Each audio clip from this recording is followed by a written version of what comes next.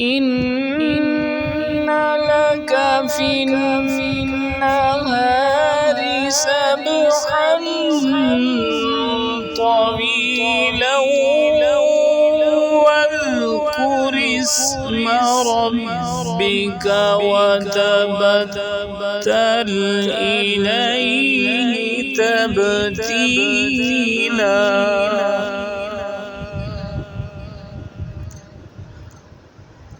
رب المشرق والمغرب لا